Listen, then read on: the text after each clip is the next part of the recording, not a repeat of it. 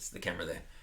Hello, well, welcome to my channel. This is the very first video I'm recording for my channel, and joining me on this premiere video is my lovely live-in lover, Francesca. Pow pow pow pow. Pow, pew, pew, Oh, pew, pew, pew. fingers. Wait. Pew, pew, pew, pew, pew, pew. We'll get this intro sorted eventually. Not knock the table. Oh yeah, a bit of a camera shake, wasn't it? So this video that we're recording is a bit of an intro to the channel and also a fun little movie marathon that we did the other day. Francesca endured 5.5 hours of Marvel movie goodness by watching Avengers Infinity War and Avengers Endgame back to back. Back to back. Yeah, now I knew it was going to be a pretty full-on experience for her. He said it would be 5 hours, but I think it was 5.5 hours. So it was an extra half hour. I did say 5.5 hours, but that's all right. So this was a pretty intense experience for Francesca because... So intense I fell asleep. Yeah, at one point. What part did you fall asleep on? It was a really important part where they were explaining something. Was it Gamora? Oh, when Gamora? Oh, yeah. Gamora, when she gets pushed off the edge. Oh, yeah, that's right, yeah. I fell asleep and she was dead. It's like the emotional climax of the first film. I've really got to stop whacking the desk. So, as you could probably gather from Francesca's recollection of that, she hasn't seen very many Marvel films, but those that she has seen... Which ones have I seen? Well, let's go through them from the beginning. Iron Man. Yeah. Incredible Hulk. No. No. Iron Man 2. I think so. What The one happens with in it? Mickey Rourke. He gets a sickness and like this crossword puzzle. It kind of sounds familiar, maybe. Mickey Rourke. Yeah, all right, that's a half one. What is the next? Thor, the first Thor.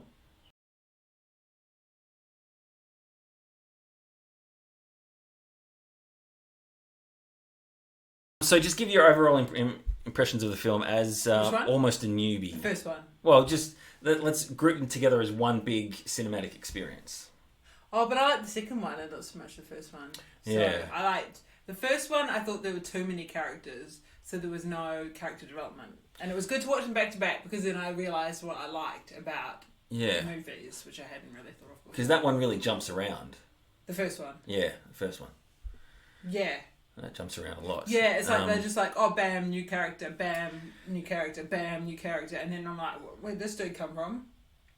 Yeah, I mean, you are coming at it from a pretty green fan, That's so very kind of you not to say, rookie or... rookie, yeah. So where you might get a little overwhelmed by all the characters, it is nice to see these guys pop up, and then the Guardians people pop up, and if you knew who they were, it would be nice to see that. Yeah. Because did you know that? Did you understand that the first scene in Infinity War was picking up right where Thor Ragnarok left off? I did not. Oh, okay. Yeah. Well, Wait, what happened at the end of Thor Ragnarok? So Asgard itself was destroyed, and they all of the Asgardians escaped went on on the the ship. ship. Yeah. Yeah, I think I only got that in the second movie because when they were all on the new Asgard, then I was like, oh, okay, so that's after they had to escape. Yeah. But that was the only time I think I realised. Yeah. I didn't realise that. So were half of the people was that the ship that got blown up at the beginning? Yeah, because half of them were on there, and I don't know where the other half were. Yeah, that's weird. I've only seen Ragnarok once, so I don't know if it's all explained in that end credit scene, but... I don't remember one plane. Maybe one of the commenters can shed some light on that. Yeah, and because it jumps around so much, they're a big one for title cards, especially the fourth, well, really the second, third, and fourth films that these Russo brothers have. What a title card? With saying where you are. Yeah. Oh yeah, when they said like space. Yeah, like, space. Duh. Yeah. No shit, Sherlock. Oh, I didn't know where I was. Yeah, but when it away. gets to places like Nowhere and Vormir and Titan, then you have to. Not that they make any difference to me anyway, because I don't know where those are. Like, oh, cool. Yeah, a place called nowhere. Yeah. Yeah, well, I mean, someone who's seen Infinity War a few times, the big takeaway that I got from it this time is that Marvel are really good at individual sequences or individual moments and sort of eliciting an emotional reaction out of that, but still I find some of the narrative cohesion between there a bit off, or some of it doesn't join up as much as it maybe should, because it doesn't make any sense that Thor is completely overpowered by Thanos just with one Infinity Stone, yet can absorb the entire power of like a dying neutron star. Yeah, that part I thought was a bit overkill, because there was a few things that I was like, oh, when was it later? I said, oh, so he's upset by this, or he's ruined by doing something. Oh no, yeah. Why the Hulk had to use the pow pow glove with all the stones, but Thor couldn't. But Thor had absorbed all the power of a dying star. Yeah. That didn't make sense to me. So in Endgame, when they had gathered all of the Infinity Stones together, this is just for those playing along at home. Why Hulk had to be the one to use it instead of Thor. I mean, he does say, and and Francesca's commentary while watching the film sort of went over this, was talking over this a little bit, but he was saying stuff like the energy from the Infinity Stones and that, like, with gamma radiation, and because his Hulkness came from like mutated gamma radiation, it's sort of, he could handle it. But no, I mean, that's a bit. It seems like a plot fault. Bit piss poor, because I mean, you have to, in some ways, take the Hulk out of commission, because he's a character like Captain Marvel, where when they come in, they're just so completely overpowering.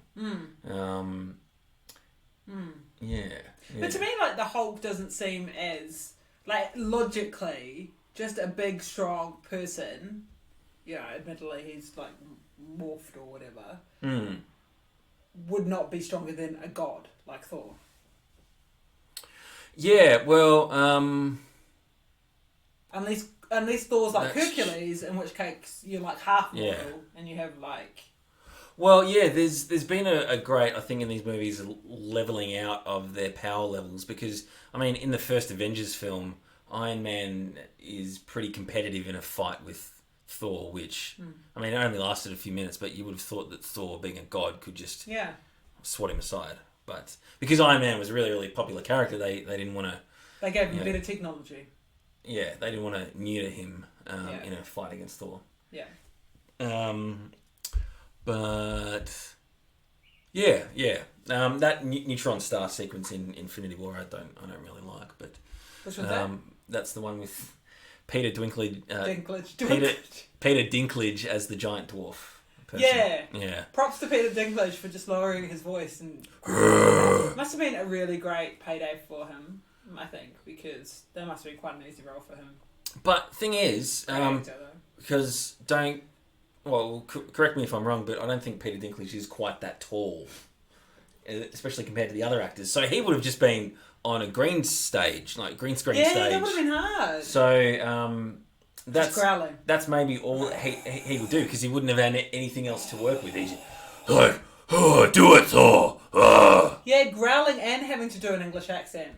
I mean, props to Peter Dinklage, and on a green screen, pretending to be a giant. Yeah. A giant. Are they trolls? Dwarves? Is a dwarf.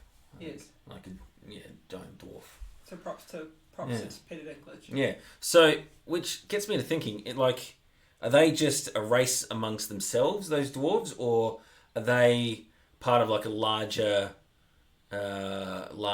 like species where they are the shorter people in their society? Which makes you think Gulliver's Travels. Yeah, like how tall the other people must be. Bloody. Ginormous. Like, couldn't they absorb the energy of a neutron star? Make him new hands. He had those iron hands.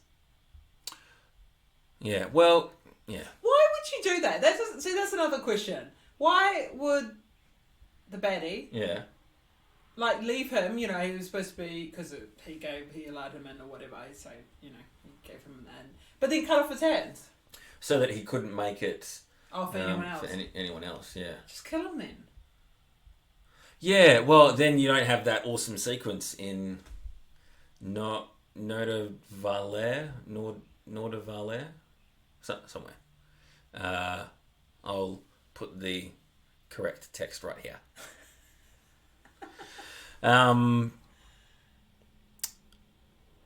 Yeah. Maybe it's more of a punishment, leaving him as the last of his species, and with all that guilt and grief that he has to live with for the rest of his life. To be fair, Peter Dinklage should not be left alone.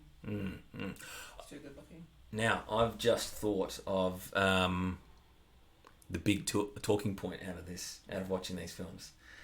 Now, he's just thought of it. Do you think that Thanos was right? Yes. See, evil. It's not. Well, no. I think as a movie, they should have at least engaged with it a bit more, isn't it? Like, because they're just like, oh, he's wrong because he wants to kill half the population, but he's like, which admittedly, I mean, not a great starting point if you don't want to be a villain. He's a tad extreme in his methods, but his goal is admirable, especially like as every year goes by, climate change becomes more and more of a relative issue in our society. And I mean, that's the argument that some make, right? That you have to be like have a benevolent dictator to actually prevent climate change from really affecting us, or to like change the course of that we're on. And like, I would say, like, he wasn't doing it for personal gain, was he? He got nothing out of it, and then he destroyed the stones. So he truly believed that he was doing the right thing. And it annoyed me that they didn't ever go, wait a minute, why is he thinking this? Like, is there a threat to Earth, or is he completely wrong? In which case, 100% I would be on their side. But they didn't do that, and they were just like, oh, he wants to kill half of us, or he has killed half of us. That's part of the reason, I think, why, name dropping an awesome podcast, Total Geek Hall, Rob Keyes wanted a Thanos origin film sort of before Infinity War, and some of that explanation or justification for his methods would have been explained. I mean, because they did a little bit, didn't they? They said that his planet? Yeah.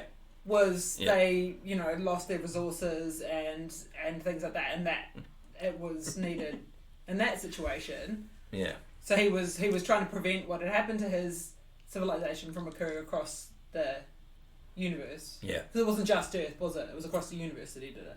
Yeah, all of the living, half of all living things across the universe were wiped out. Yeah. Just to bring balance. But at the same time, like, because if you think it through, well, if you haven't learnt anything, like, if he's right, but people still believe he was wrong, then they'll just go back to doing the same shit, different day. And so, like, eventually, you have to do the same thing. But, oh, wait, he's already ruined the stones, so you can't prevent. So, in a way, he just delayed the inevitable. Really, didn't he? I think the dusting sequence at the end of Infinity War is my favourite sequence in any Marvel film ever. It's just, it's bare bones filmmaking, just using... So they didn't use a lot of music, did they? I don't think they used any music. There was a weird, like, little sound effect that was very sort of... I actually made that up myself. I don't think it was that. Haunting. Yeah, it was mighty close. It was just all acting and performances and... just the culmination of the journey of the film. Oh, yeah. That part that Spider-Man, like, hugged Iron Man. Got me right here. Wait, right here. Yeah. Yeah, that was sad. Yeah, now, It's weird that he calls him Mr. Stark all the time, though. Well, that's the student-teacher kind of... I know, but all I could think was, like, Tom Holland's, like, in his 20s. That's weird. Is he? Yeah. Was he? Yeah, it was... I don't know if he was then, but now he is. It would have been late teens then when they... Yeah. Anyway. I don't think I was calling anyone Mr. in my late teens. That's because Iron Man deserves respect. He's got lots of money, that's why we have to respect him. I'm not on Team Iron Man, I'm on Team Cap. Team Cap all the way! That's because he cracks no jokes. That's why you like him. He's a straight man. He had America's ass joke in the... I think did someone else make that first?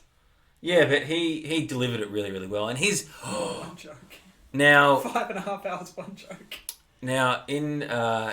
like, Endgame was the ultimate sort of self-referential meta. You needed to see all the films beforehand kind of film to fully appreciate it. And that sequence in...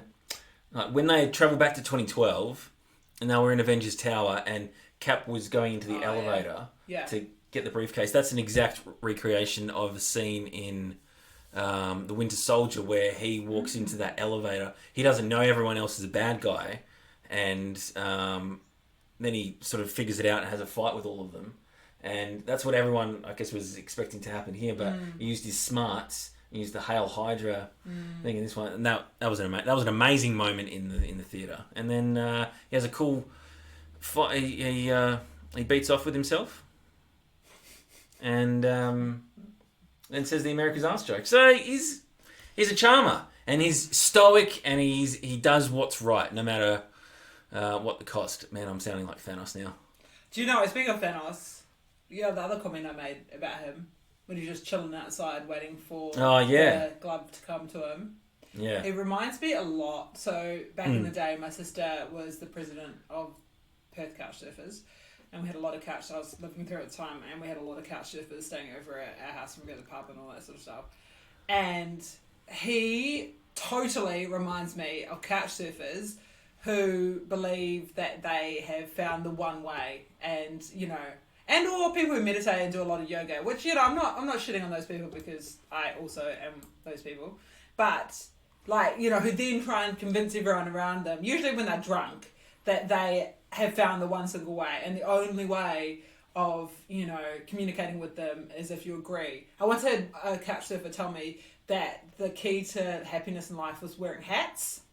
Like, literally wearing hats. And I think there was a moment I was like, I'm done here. I can't get on board with that. Like, you know, you've said a lot of good stuff. Like, I believe that travelling expands your mind, but wearing hats? What was the reasoning? I don't know. I think he was bald. I don't know. No, I don't know. I don't know why he thought hats was like the key. But Thanos, when he was sitting outside and the destruction he'd caused, waiting for his little creepy dudes to go and get his glove, and was just cool as a cucumber and was like, I'm doing the right thing, this is the way, it's inevitable. Couch surfer. Yeah. Like a couch surfer. Thanos is a couch surfer. Hashtag. God, yeah. Did you like either of the big final battles in the film? It's really interesting, because I don't really care. Like, as we were talking about when we started watching the second one, I think I'm definitely more plot driven or like relationship driven, and I don't see how I don't personally see how a lot of fights contribute to that. So the end of the first one, I thought there was some good points where, you know, Vision and Wanda was sort of, you know, like just before he... Because that was, you know, protecting him in that moment. Yeah, like, I think it says a lot about their relationship. Yeah. But at other times, you're sort of like, oh, okay, more fighting. I will say, though, in Wonder Woman, I like... And I know... Is Wonder Woman DC? Yes. Okay, so I know crossing different paths here, but I know in Wonder Woman, like, I do like... That's probably the only time when I feel that same, like, ooh, sense that other people must feel when they watch fight scenes. And it's music, I think. Like, I love her theme song. I think it's great. Which fight scene was that you really in Wonder liked? Woman? Yeah. No, all of them. Oh, okay. I just think because as soon as she's like, and it's like down. Yeah. See, that's cool. Yeah. I don't think awesome. I had that reaction in any other fight scenes. Because even in that one time when I could have had it in the second one that we watched was when, you know, the woman went to surround Captain Marvel or whatever.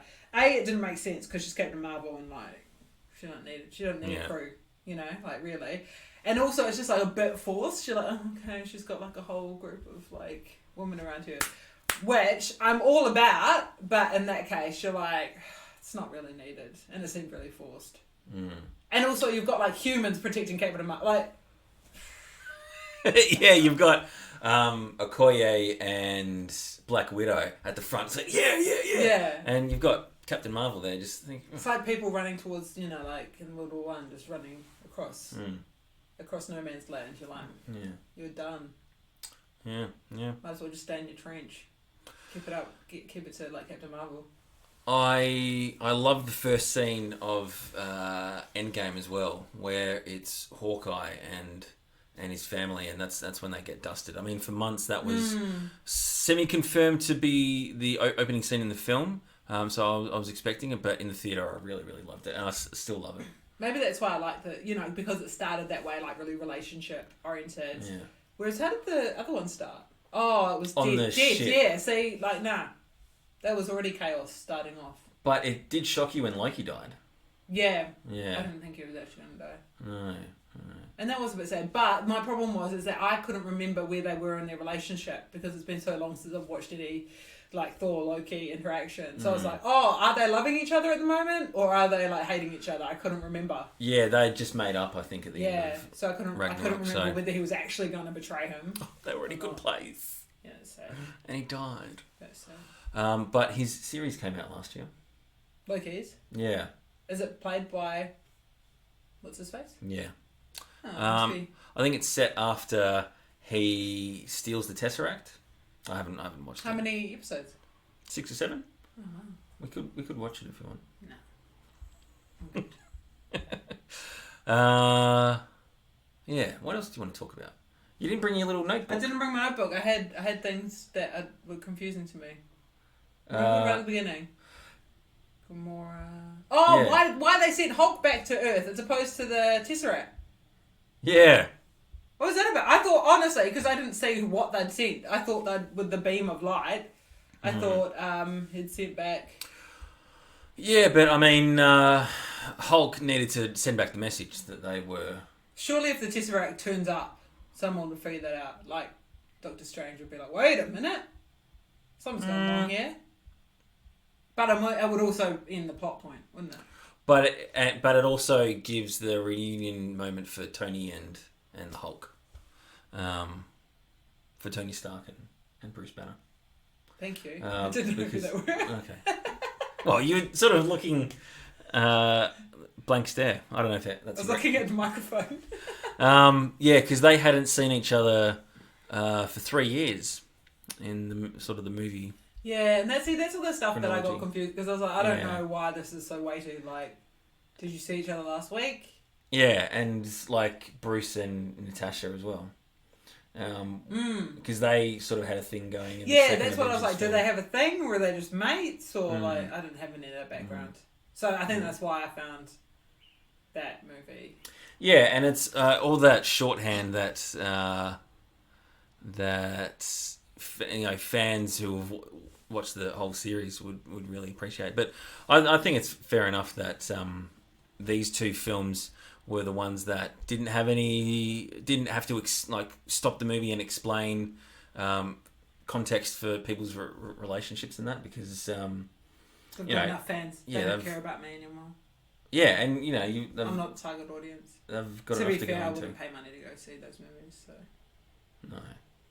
Alex does, so he goes several times, so it makes up for it.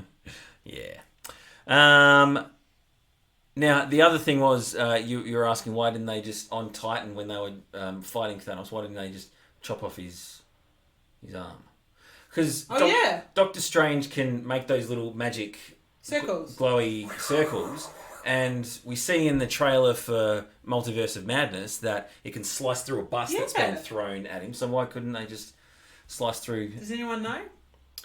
Because the gauntlet was only made for Thanos' left hand, so if he had tried to put it on his right, no luck. No, and no clicking, because my clicking, I can't click with my left hand. So, quick survey, what finger does everyone use to click? Because I was going like that with my middle finger. I think that's the right way of doing it, though. Francesca I thought I was wrong.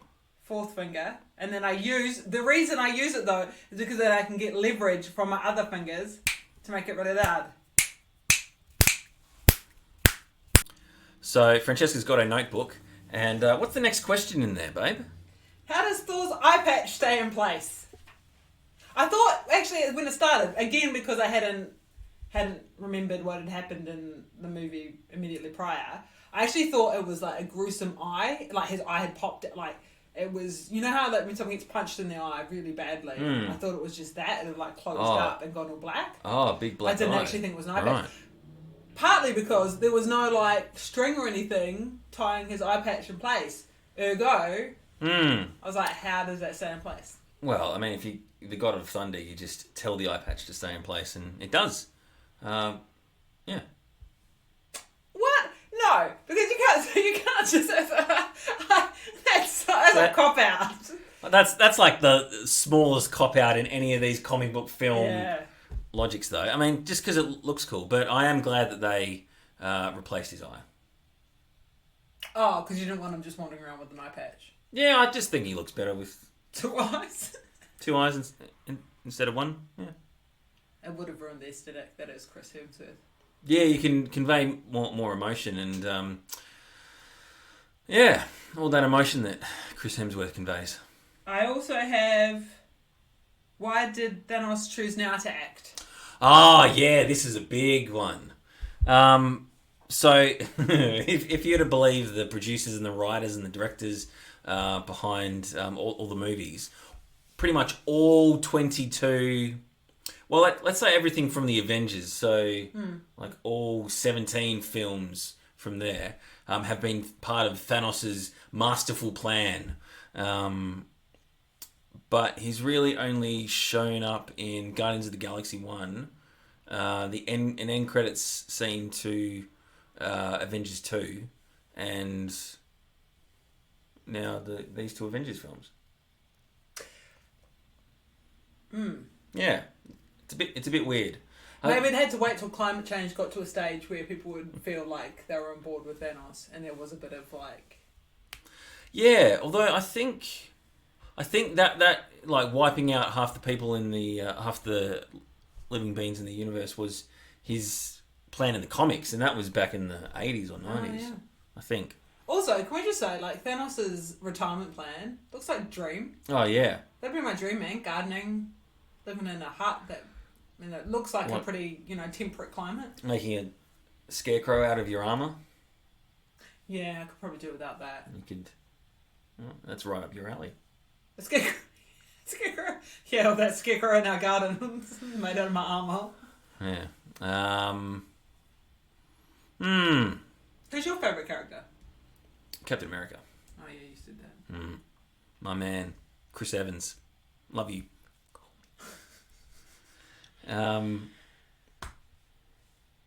Yeah. So, what else? What else do you want to talk about? I don't think I've got anything else to talk about. Have you got any more questions in your notes? No, we talked about them. My question about me being on Thanos' side is just like, sacrifice entire civilization. Worth it? Worth it? Question mark? Yes. Yeah. Well, I fell asleep at the pivotal moment. Let's talk about that pivotal moment and how messed up it is when you take a step back. So, Thanos to Gamora and Nebula is basically an abusive father. Yeah. And they just assume that he doesn't love them because of the way he treats them. But when it comes to the time when he needs to sacrifice the one thing he loves to get the Soul Stone, he chooses Gamora because she's the only one that he loves. How messed up is that? Like, the message basically is the abusive father really does love his daughter. But is still willing to throw her over a cliff to, as a means to an end. That was messed up. Messed up, man. Yeah. Real messed up. I liked that the sisters reconciled at the end, though. Even so yeah. Yeah. Well, they basically advanced their relationship. As much as they had in the 2 Guardians films. Like, they basically just...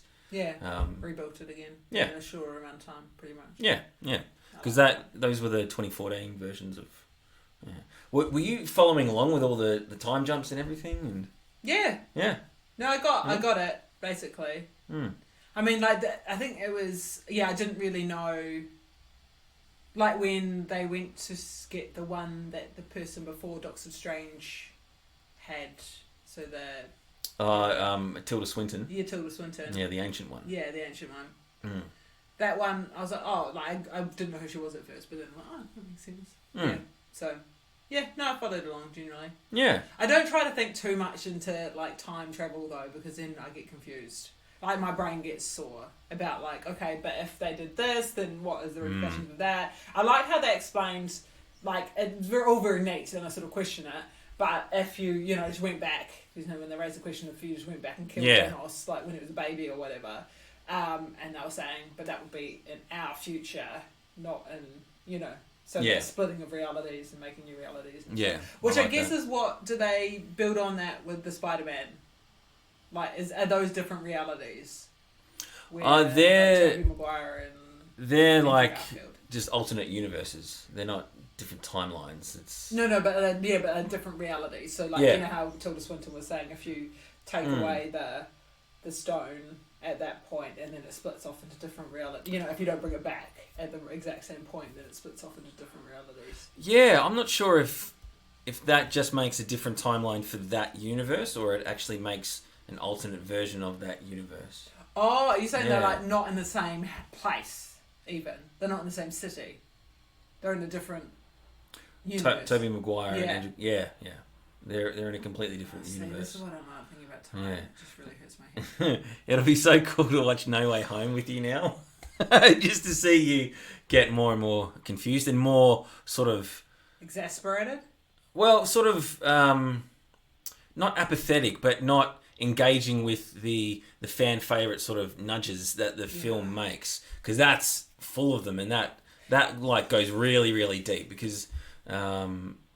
like with Andrew Garfield saving Zendaya, like that's a callback to him not being able to save Emma Stone. Oh, okay. And See, my problem is I'm not a joiner, so like any like wink wink nudge nudge, I'm like, oh god. Even when I know what they're talking about, it's just... Okay, on that note, maybe we should end this conversation. So if you had to give them a rating out of 10, both of them. Yeah.